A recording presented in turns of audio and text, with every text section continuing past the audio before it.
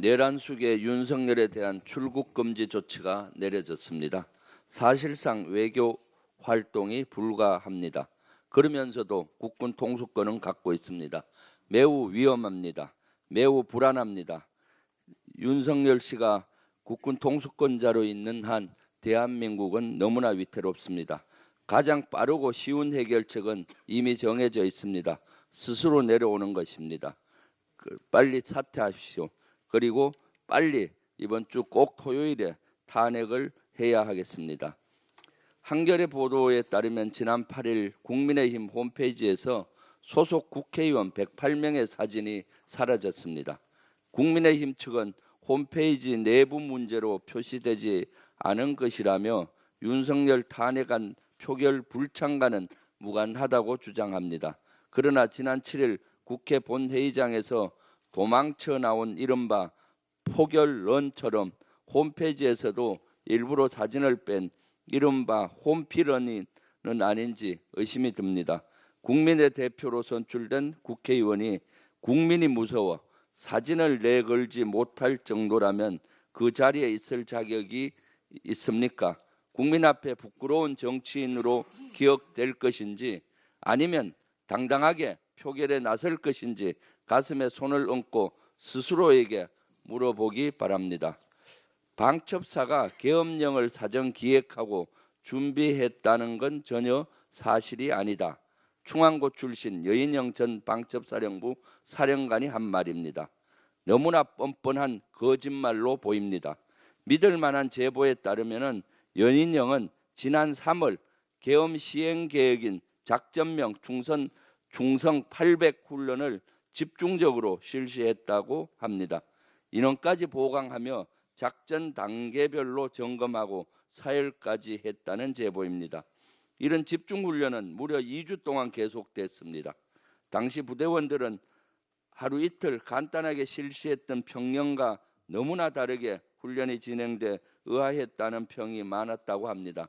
충안파의 핵심이 계엄령을 몰랐다니 속아 웃을 일입니다. 게다가 홍장원 국정원 전 1차장은 여인영이 10명 넘는 체포 대상자 명단을 하나하나 불러주며 위치 추적을 요구했다고 밝혔습니다. 손바닥으로 하늘을 가릴 수 없습니다. 군인답게 진실을 밝히고 하루빨리 죗값을 치르기 바랍니다. 이상입니다. 예견한 대로 탄핵 무산 블랙먼데이가 현실화되고 말았습니다. 어제 코스닥이 코로나 팬데믹 이후 4년 만에 최저로 추락했고 코스피도 연중 최저치를 기록했습니다.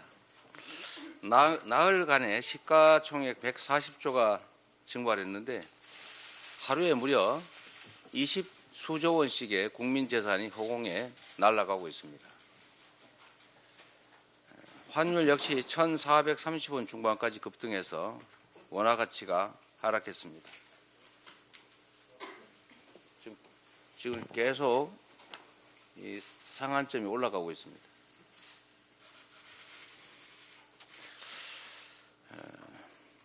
내수 부진, 수출 감소에 이어서 이제 금융시장까지 참으로 국민들께서 힘드실 것입니다.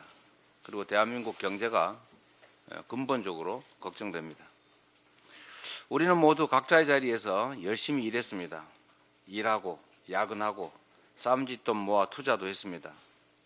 국민은 아무런 잘못을 저지르지 않았는데 갑자기 손해를 보고 있습니다. 대통령의 무모한 계엄 때문에 그리고 여당 인사들의 탄핵 반대 때문에 온 국민이 두고두고 대가를 치르게 생겼습니다. 이 같은 코리아 디스카운트는 윤석열 대통령의 계엄 그리고 집권당의 탄핵 반대가 빚은 결과입니다. 골드만삭스 등 글로벌 투자 은행들은 과거 두 차례의 탄핵 때와는 다르게 우리 경제의 하방 리스크가 커졌다라고 공식 경고했습니다. 주권자를 망각한 채 한줌 권력으로 사적 이익을 취하려던 그런 사람들의 폭거가 대한민국 전체 운명을 일순간 시계 제로 상황으로 만들어버린 것입니다. 하지만 대한민국은 흔들릴지언정 결코 무너지지 않을 것입니다. 이 위기를 극복하기 위해서 정치권은 물론이고 우리 국민 모두가 현장에서 밤을 새며 치열하게 싸우고 있습니다. 경제 문제가 너무 심각합니다. 그래서 한 가지 제안을 드리겠습니다. 여야 정 이 3자의 비상경제점검회의를 구성하기를 요청드립니다. 지금은 정부는 사실상 무정부 상태입니다. 그리고 여당은 이런 상황을 이용해서 정치적 이익을 취해보겠다고 경거망동하고 있습니다. 이럴 때가 아닙니다. 여야 그리고 정부 3자가 모여서 최소한 경제만큼은 함께 대안을 만들어 가기를 바랍니다. 현재 상황이 어떤지도 정확하게 점검해야 됩니다. 우리 모두 불확실성 해소를 위해서 최선을 다해야 합니다. 정기국회 마지막 날인 오늘 우리 민주당은 예산안 처리를 끝내겠습니다. 예산은 국민 삶과 직결되어 있습니다. 역대급 내수 한파에 고용은 더 악화됐고 생산, 소비, 투자 트리플 감소로 민생이 파탄 지경입니다. 신속한 예산안 처리가 현재의 불안과 위기를 해소하는 데 조금이나마 도움이 될 것입니다. 국민의힘도 위기 극복에 동참하도록 촉구합니다. 오는 14일 2차 탄핵 표결에 헌법과 국민의 뜻에 따라서 당당히 투표에 참여하십시오. 국회 앞 광장에서 울려 퍼지는 시민들의 저 절절한 외침을 더 이상 외면하지 마십시오. 오는 토요일 대한민국 정상화를 위해서 민주당은 국민과 함께 불확실성을 반드시 종식하겠습니다. 윤석열을 수괴로 한 12.3 내란 사태의 전모가 속속 드러나고 있습니다. 계엄군을 동원해 국민 주권을 말살하고 국회와 국무위원을 무력화한 뒤 자신의 꺼져가는 권력을 연장하고자 했던 친이 쿠데타이자 주권자 국민에게 총구를 겨눈 반란이었다는 사실이 거듭 확인되고 있습니다. 심지어 무인기를 북한에 보내고 오물풍선 개양을 빌미로 원점 타격을 하려 했다는 구체적인 의혹까지 불거졌습니다. 이게 사실이라면 국지전을 유발해 인위적으로 계엄 선포 요건인 전시 상황을 만들려 했다는 뜻입니다. 꺼져가는 자신의 권력을 지키기 위해서라면 전쟁까지 불사하겠다는 위험천만한 자에게 단 1초라도 군 통수권을 허용할 수 없습니다. 당장 직무 정지를 시키는 것이 국민과 국가를 위한 최선의 방책입니다. 민주당은 헌법과 법률에 따라 질서 있게 내란 사태 종결 절차를 진행하겠습니다. 정치, 경제, 안보의 불확실성을 확실하게 종결하도록 하겠습니다. 첫째, 내란 수계 윤석열의 직무 정지를 위한 2차 탄핵을 오늘 14일 토요일에 처리하겠습니다. 내란 수계를 지키다 내란 공범으로 같이 처벌받기 전에 국민의힘 의원들은 반드시 탄핵 의결에 참석해 찬성 표결하기를 촉구합니다. 둘째, 내란 수사를 위해 상설특검과 일반 특검을 동시에 추진하겠습니다. 내란 수사를 위한 상설특검 수사 요구안은 오늘 본회의에서 처리하겠습니다.